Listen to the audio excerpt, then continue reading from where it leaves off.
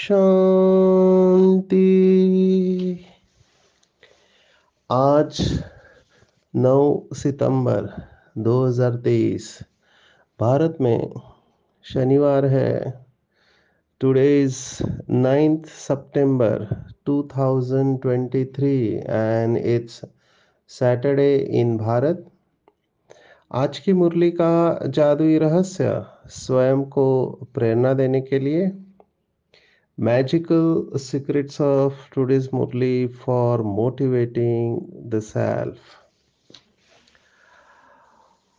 आज की साकार मुरली बाबा श्रीमद् भगवत गीता के चौथे अध्याय का 37वां श्लोक याद कर रहे हैं। हम इसका एप्लीकेशन देखेंगे, कैसे शास्त्र क्या कहते हैं और बाबा क्या कहते हैं। बाबा ने बहुत बार मुरलियों में कहा हुआ है कि भगवत गीता वर्तमान समय जो पढ़ाई जाती है उसमें आटे में नमक जितना सच है। शास्त्रों का सार बाबा हमको मुरलियों के द्वारा समझाते हैं। तो भगवत गीता का ये जो श्लोक है एक्चुअली 36 और 37 36 and 37th verse of 4th chapter of Bhagavad Gita, ये दोनों श्लोक एक साथ समझना बहुत ज़रूरी है।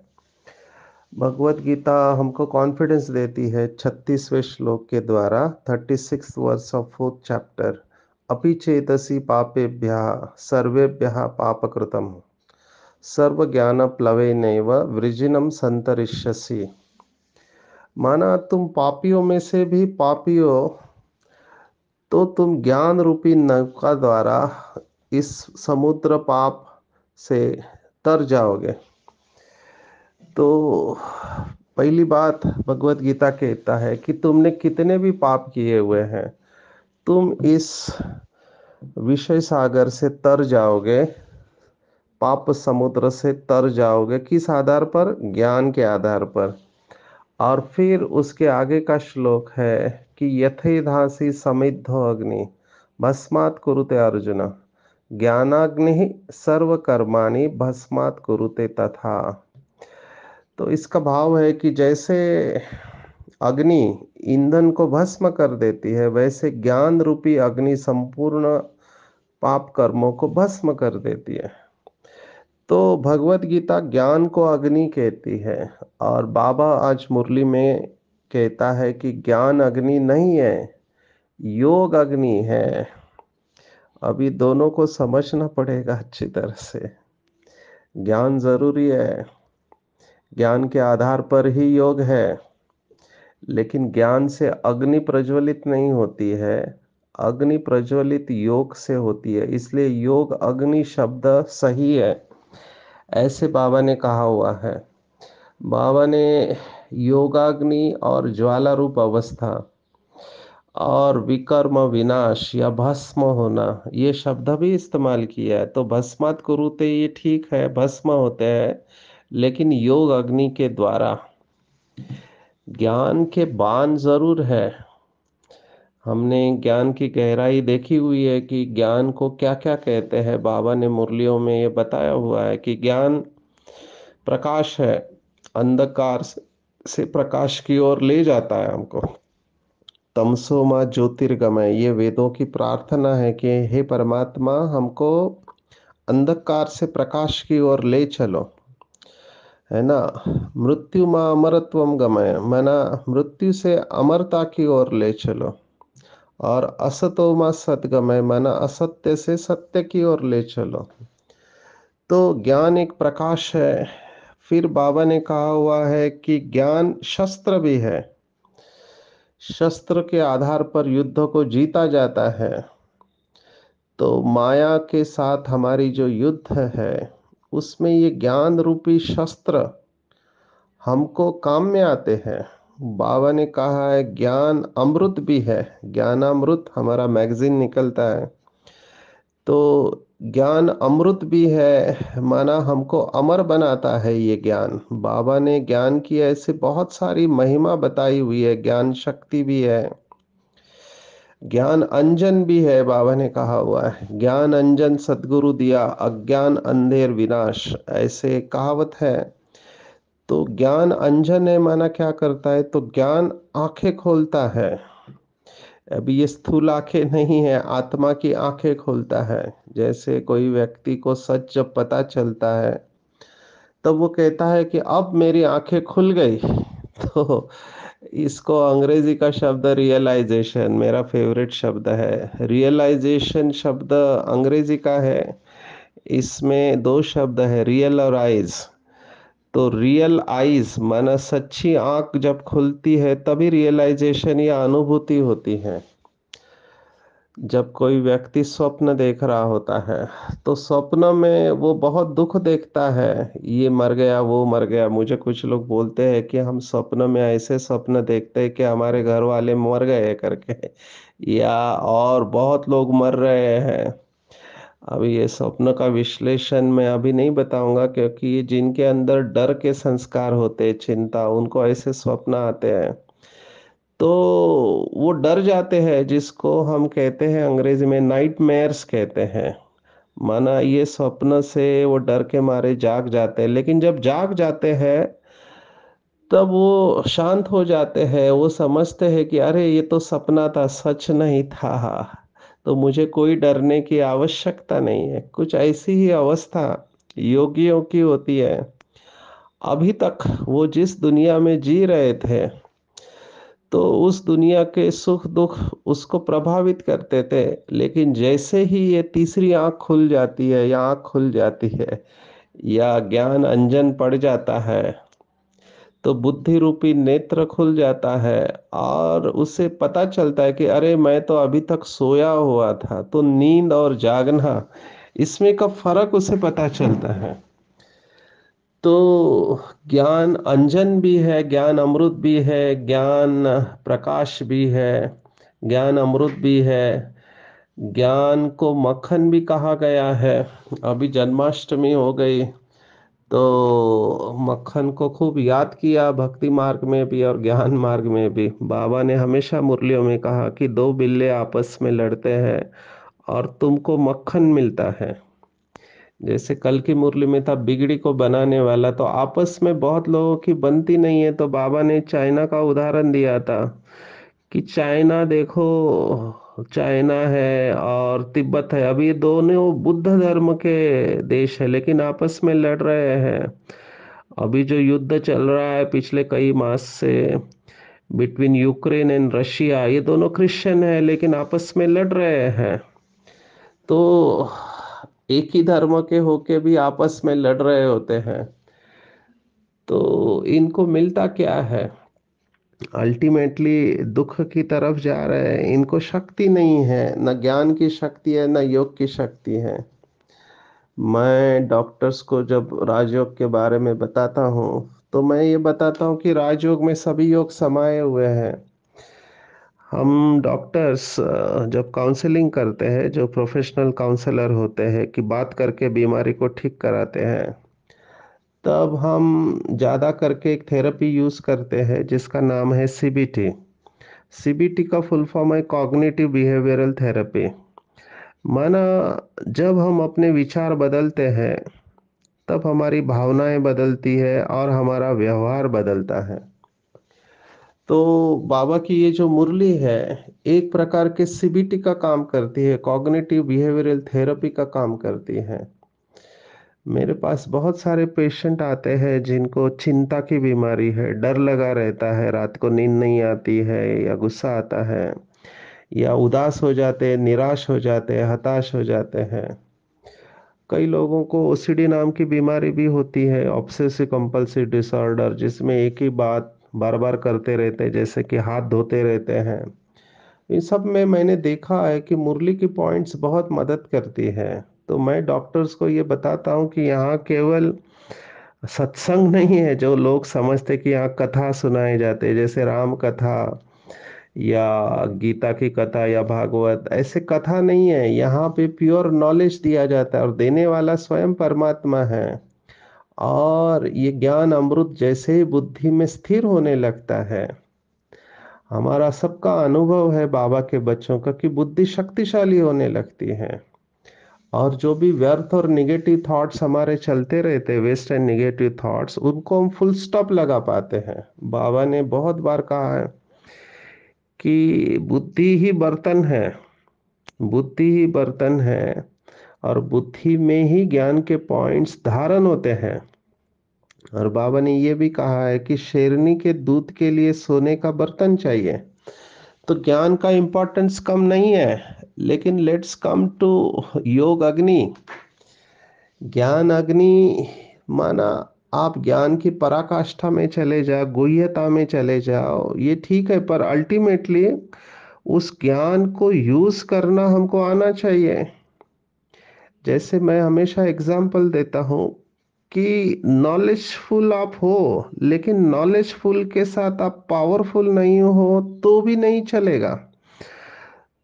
तो नॉलेज इज पावर ऐसे कहते हैं, ज्ञान एक शक्ति है कहते हैं, लेकिन शक्ति को यूज करने की भी ताकत चाहिए। ये बहुत इंपॉर्टेंट है। सभी लोगों को पता है। अभी मैं डॉक्टर्स को ये पूछता हूँ कि एक्सरसाइज करना चाहिए कि नहीं करना है, सभी कहते हैं करना चाहिए। अच्छा, हेल्दी डाइट लेना चाहिए कि नहीं लेना चाहिए, कहते सभी लेना चाहिए। नींद टाइम पे करना चाहिए, सभी को पता है लाइफस्टाइल मॉडिफिकेशन, लेकिन करता कौन है? हमारे भी रिसर्च में ये पता चला है कि जो लाइफस्टाइल मॉडिफिकेशन है, नॉलेज लोगों के पास है, लेकिन एडियरेंस टू लाइफस्टाइल नहीं है। तो ये एडियरेंस, या जिसको मैनेजमेंट की भाषा में कहते हैं इम्प्लीमेंटेशन पैरालिसिस, माना पता है ये चीज गलत है लेकिन रोक नहीं पा रहे हैं। ये भी भगवत गीता ही है, बहुत इंटरेस्टिंग है। भगवत गीता का तीसरे अध्याय में हमने ये देखा हुआ है। मैं ये श्लोक कॉर्पोरेट्स में भी दिखाता हूँ। अर्जुन ने जो प्रश्न पूछा था परमात्मा से, अथ केन प्रयुक्त यम पापम चरति पुरुषः अनिच्छन्नपि वार्ष्णेय बलादिव नियोजितः। माना अर्जुन देखो ये प्रश्न पूछ रहा है, थर्ड चैप्टर 36 वर्ष, तीसरे अध्याय में 36वां श्लोक है कि ऐसा क्यों है कि पता है मुझे ये गलत है फिर भी मैं वही करता हूँ। अभी अर्जुन का प्रश्न बहुत सुंदर है। अर्जुन कहता है ऐसे लगता है कि कोई बलपूर्वक मेरे द्वारा ये कर्म करा रहा है। और परमात्मा का जवाब है तीसरे अध्याय का 37वां श्लोक, 37th verse of third chapter कर्म योगा। काम एष क्रोध एष रजोगुण समुद्भव महाशनो महापापमा विद्येन इह वैरिणाम। इस सब की जड़ में है काम और क्रोध। काम माना कामनाएं। तो ये कामनाएं हैं जो मनुष्य को दुखी करती है। बाबा ने इसके ऊपर बहुत सुंदर महावाक्य उच्चारित किए हैं। बाबा का महावाक्य है, अव्यक्त महावाक्य है बाबा के, कि कोई भी हद की इच्छा आपको अच्छा बनने नहीं देगी। या माया की या कोई भी हद की कामना होगी तो आप माया का सामना नहीं कर सकते। यू कैनॉट फेस, आप सामना नहीं कर सकते परिस्थिति का अगर कामना है तो ये अव्यक्त महावाक्य है। तो केवल ज्ञान होने से नहीं होता है, ज्ञान के साथ पावर भी चाहिए, जिसको बाबा ने कहा नॉलेजफुल के साथ पावरफुल होना बहुत जरूरी है। और पावर बगैर योग के आ नहीं सकती है। इसलिए बाबा ने कहा योग में रहने से ही तुम्हारे पाप भस्म होंगे और तुम स्वच्छ कोरा बन जाएंगे। और ये प्रैक्टिकल अनुभव होता है। विकर्म विनाश ये शब्द केवल राजयोग में बताया जाता है। विकर्म विनाश होते हैं, नहीं तो क्या होता है, विकर्म विनाश नहीं हुए हैं, विकर्म दबे पड़े हुए हैं। दबे पड़े हुए हैं, जिसको बाबा ने कहा कि रावण मरा नहीं है, मूर्छित हुआ है। तो अब ये साइकोलॉजी में कैसे हम लेंगे कि हमारी बहुत सारी आदतें हैं जो दबी पड़ी है और समय पर वो बाहर आती हैं। आपके साथ सब अच्छा हो रहा है तो आप बहुत खुश हैं, लेकिन अचानक आपके इच्छा के विरुद्ध कोई बात हो जाती है तो आपकी पुरानी फाइल पूरी खुल जाती है। आपको पता है गुस्सा नहीं करना चाहिए, गुस्सा करने से आपका बीपी बढ़ता है, सिर दर्द होता है, छाती में दर्द होता है, लेकिन उस समय आप कंट्रोल नहीं कर पाओगे क्योंकि वो फाइल पड़ी हुई है, वो डिलीट नहीं हुई है। मुझे लगता है डिलीट हुई है। कई लोग जैसे कंप्यूटर की भाषा में समझाते हैं कि वो डिलीट कर देती है, लेकिन वो फाइल कहाँ गई नहीं है, वो रिसाइकल बिन में जाकर पड़ी हुई है। एक रिसाइकल बिन का फोल्डर होता है, वहां से वो वापस आ जाती है जहाँ पे उसका ओरिजिनल डेस्टिनेशन है। और फिर कहते मैं चाहता नहीं हूं लेकिन हो जाता है। तो ये है अधीनता और अधिकारी का फर्क।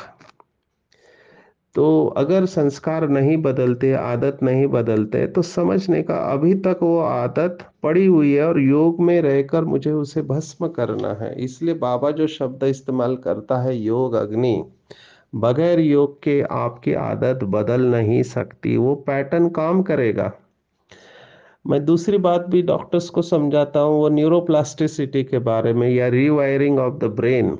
माना हमारे ब्रेन में जबरदस्त ताकत है, हम उसको प्रोग्राम कर सकते हैं। जैसे हमारी प्रोग्रामिंग हुई है बचपन से कि तुम अच्छे नहीं हो, तुम खराब हो, जो आरती में भी कहा जाता है ना, कि आरती में कहते हैं भगवान के आगे मैं मूर्ख खल कामी। ये प्रोग्रामिंग हो चुकी है। पेरेंट्स अनजानेपन में अपने बच्चों की प्रोग्राम करते हैं, सोसाइटी प्रोग्रामिंग करते हैं। मैंने देखा है कि कुछ भाई बहनें क्लासेस में भी ऐसी बातें सुनाते हैं तो सामने वाले का मोटिवेशन ही निकल जाता है। मुझे ये शब्द पर्सनली बिल्कुल अच्छा नहीं लगता है कि कोई पापी आत्मा है। There is nothing like pap and punya karma. There are certain karmas which are more rewarding than others. मुझे ऐसे लगता है कि हम सब सीख रहे हैं और हम सबसे परसेंटेज में गलती होती रहती है। जितना जितना हमारे अंदर ताकत आते जाएगी, हमारी परसेंटेज गलतियों की कम होते जाती है। और संपूर्ण व्यक्ति वो जिसके अंदर कोई गलती नहीं है, वो केवल एक परमात्मा है। केवल परमात्मा संपूर्ण है, कोई भी देहधारी संपूर्ण नहीं है। ये सभी लोग स्वीकार करते हैं।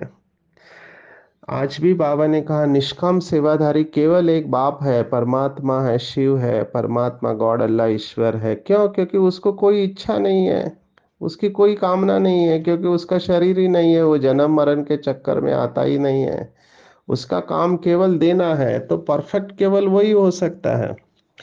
एक डॉक्टर ने बहुत अच्छा कहा, डॉक्टर बर्नी सीगल करके कैंसर के सर्जन रहे, उन्होंने कहा अपने किताब ने, I am not okay, you are not okay, but that is okay. ये बहुत सुंदर बात है कि we all are perfectly imperfect. हम सब परफेक्टली इम्परफेक्ट है। हमको लक्ष्य रखना चाहिए परफेक्शन का, लेकिन उसके वजह से दुखी नहीं होना चाहिए। और किसी को ये शब्द बिल्कुल इस्तेमाल नहीं करना चाहिए। मुझे ऐसे लगता है किसी को स्टिग्माटाइज नहीं करना चाहिए, किसी को ये नहीं कहना चाहिए कि ये तो कभी सुधरने वाला नहीं है। बिल्कुल नहीं, बाबा ने भी इसकी श्रीमत बताई हुई है। कभी किसी को ये सर्टिफिकेट मत दो कि आप सुधरने वाले नहीं हो, मैं तो आपको देख रहा हूँ अनेक सालों से ऐसा ही है। ये सर्टिफिकेट नहीं दो, क्योंकि हमने श्रेष्ठ परिवर्तन लोगों में देखा है। हर एक का अपना टाइम होता है, टाइम जोन होता है।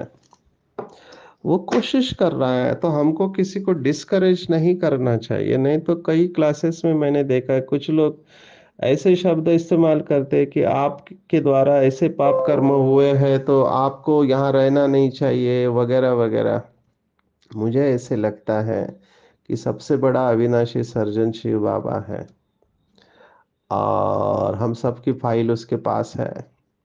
जब कबीर जैसा योगी कहता है, संत कबीर, बुरा देखन मैं चला, बुरा न मिलिया कोई, जिन खोजा अपना मुझसे बुरा न कोई। कबीर जैसा योगी देखो अपने आप के ऊपर ले रहा है। कल बाबा ने भी मुरली में कहा था, फॉरगेट कबीर, हमने उसको देखा नहीं है, ब्रह्मा बाबा अभी उन्होंने मुरली में कहा कि मेरे सामने इतनी माया आती है, तूफान आती है, तो बच्चों के सामने कितने आते होंगे।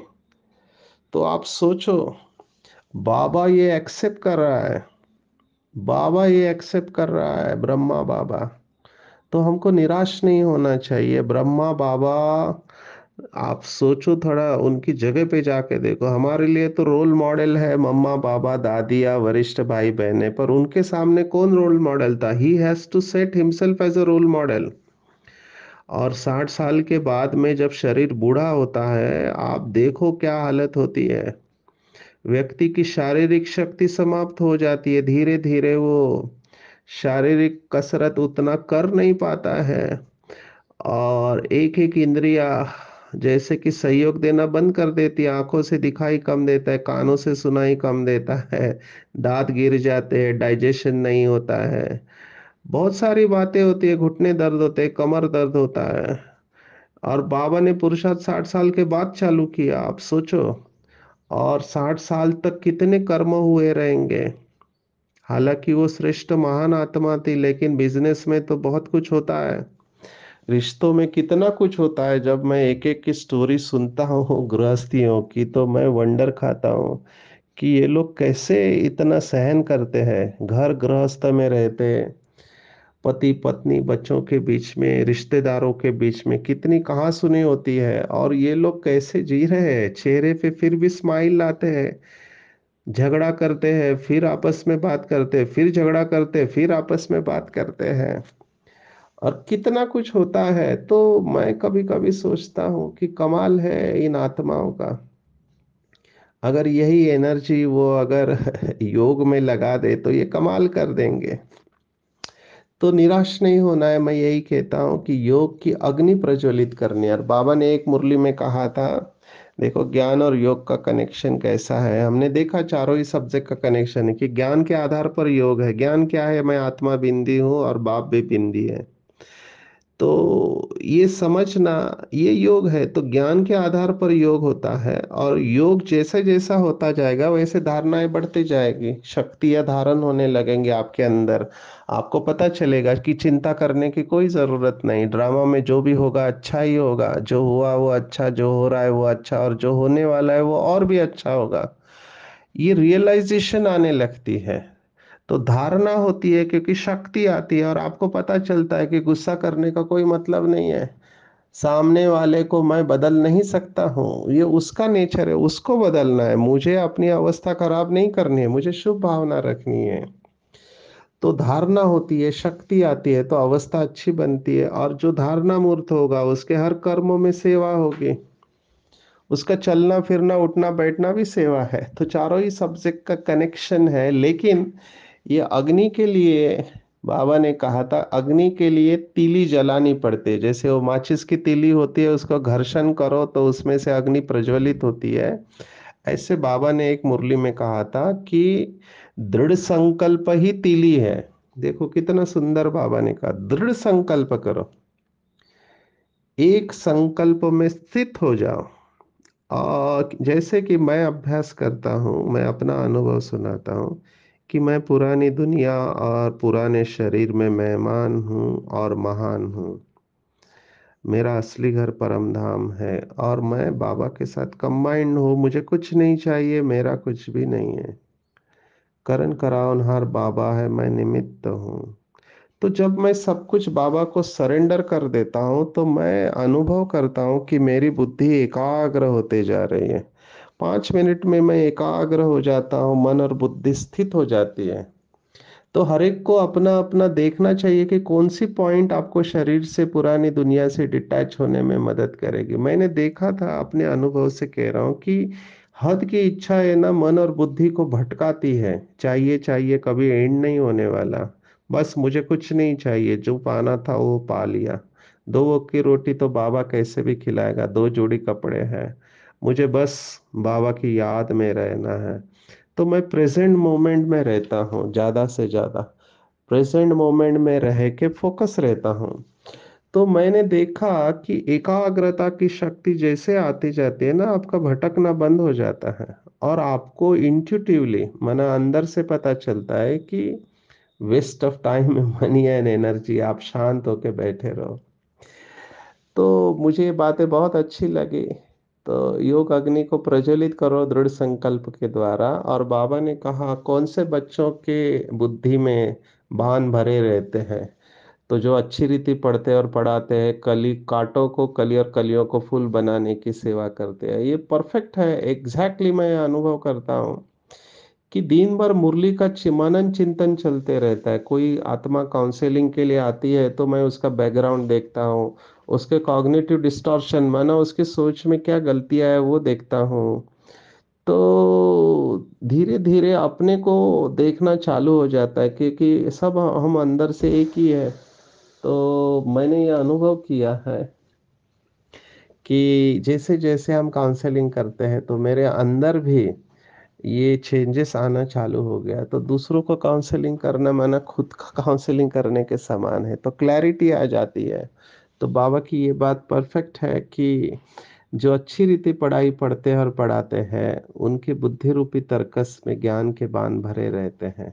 और ऑटोमेटिकली जैसे हम अपने आप को बदलने लगते हैं तो हमको दूसरों को बदलने की भी प्रेरणा मिलती है। आज विशेष बाबा ने सफलता का मंत्र भी बताया हुआ है कि कैसे एक साथ तीनों सेवा करना चाहिए। अभी इसके लिए बहुत अटेंशन चाहिए। बाबा ने कहा कि किसी भी स्थान पर सेवा करते हो तो एक ही समय पर सब प्रकार की सेवा करो। तो कौन सी सेवा? तो बाबा ने कहा कि मनसा मनसा में शुभ भावना होना चाहिए, वाणी में बाप से संबंध जुड़वाने की शुभ कामना का श्रेष्ठ बोल होना चाहिए, और संबंध संपर्क में आने से स्नेह और शांति के स्वरूप से आकर्षित करो। तो ये तीनों सेवा करना चाहिए। अभी शुरुआत में मुझे ये कठिन लगता था, क्योंकि जब वाचा में जाते हैं तो मनसा का अटेंशन कम हो जाता था। लेकिन अभी ये एक प्रकार का हम अंग्रेजी में शब्द इस्तेमाल करते हैं, जगलरी। जगलरी माना जो हाथ में बॉल लेके तीन बॉल एक साथ उड़ाते हैं। तो वो सेवा हमने देखा कि हम करना चालू हो जाते हैं। ये जगलरी है। तो ये जगलरी अभ्यास से पॉसिबल हो जाती है कि हम तीनों चीज़ों के ऊपर अटेंशन रखना चालू करते हैं। तो जब ये तीनों सेवा हम एक साथ करेंगे तो बाबा ने कहा कि हमारे हर कदम में सफलता समाई हुई है। और विशेष बाबा ने आज फिर से वो पॉइंट रिपीट की है कि भक्ति मार्ग की बिलीफ सिस्टम हमारे बीच में इंटरफियर नहीं हो। बाबा ने कहा कि जो भक्ति मार्ग की मान्यता है कि भगवान कृपा करे कृपा करे। तो यहाँ पे तो बाबा ने कहा अगर मैं एक के ऊपर कृपा करूँ तो वो न्याय नहीं हो जाएगा। मुझे तो सभी बच्चे एक समान हैं, तो मैं किसी एक को फेवर नहीं कर सकता। कृपा शब्द को हमने कई बार देखा है। कृपा शब्द कहता है कि कर और पा, माना करो और पाओ। तो स्वयं पर आप पे ही कृपा करनी है, बाप से कृपा मांगनी नहीं है। कई सारे वीआईपी जब बाबा के सामने खड़े होते थे तो बाबा पूछते थे कि बाबा की सेवा करोगे? तो वीआईपीज कहते थे आपकी कृपा होगी तो जरूर करेंगे। तो मुझे बाबा के ये शब्द याद आते थे कि बाबा कभी भी कृपा देता नहीं है, भगवान कृपा करता नहीं है, हम खुद अपने ऊपर कृपा करते हैं। तो जब हमारे आ, मन वचन कर्म से श्रेष्ठ कर्म होते, शुभ भावना शुभ कामना खुद के लिए रखते हैं, तो हमारी ऑटोमेटिकली अपने ऊपर कृपा होती है। और जो भी मुझे कहते कि हमारी वेस्ट और निगेटिव थॉट्स बहुत चलते हैं, तो उसका भी सॉल्यूशन आज बाबा ने दिया है कि शुद्ध संकल्पों को अपने जीवन का अमूल्य खजाना बना दो। अब ये वेल सेड देन डन है। बोलना इजी है, करना कठिन है। लेकिन मैं अपने अनुभव से कह रहा हूँ कि जैसे जैसे बाबा की मुरली और पॉजिटिव चीजों का मनन चिंतन बढ़ते गया, मैं अनुभव कर रहा हूँ कि शुद्ध संकल्प बढ़ते जा रहे हैं। क्योंकि अभी हम सेवा में होते हैं ना, तो सेवा में बहुत सारी बातें होती है, हर एक का अपना ओपिनियन होता है, स्टाइल होता है काम करने का। किसी को क्या अच्छा लगता है, किसी को क्या अच्छा लगता है। लेकिन मैं जब सेल्फ एक्सेप्टेंस की स्टेज में रहता हूँ, हर परिस्थिति को स्वीकार करता हूँ, तो मैं पॉजिटिव रहता हूँ। ये मैंने देखा, और मेरा अपना चिंतन चलता रहता है शुद्ध संकल्पों का। तो ऑटोमेटिकली ऐसे अनुभव किया है कि मुख से वही बात होती है जिसमें सबका कल्याण समाया हुआ रहता है। हमको निगोशिएट करना पड़ता है, सबको साथ में लेके चलना पड़ता है। तो आज के पूरी दिन में हम इसके ऊपर अटेंशन रखेंगे, जो मुझे लगता है टू बिगिनर्स बिगिन विथ कि पढ़ाई को अच्छी तरह से पढ़ना और पढ़ाना है। जितना जितना आप अपने आप को पक्का करते जाएंगे कि मुझे पढ़ाई को पढ़ना है और पढ़ाना है, पढ़ना है और पढ़ाना है, तो मैं देखता हूँ कि बुद्धि साफ होने लगती है। और स्वच्छ बुद्धि होती है तो मैं देखता हूँ कि स्वच्छ बुद्धि में बाबा का ज्ञान ठहरने लगता है। और थोड़ा हम पेशेंस रख के बाबा को याद करते रहे, श्रेष्ठ संकल्पों का अभ्यास करें, तो ये योग अग्नि भी प्रज्वलित होते हैं, हमारे पाप कर्म भस्म होते हैं और धीरे धीरे हम स्टेप बाय स्टेप संपूर्ण अवस्था की तरफ यात्रा करते हैं। अच्छा, ओम शांति।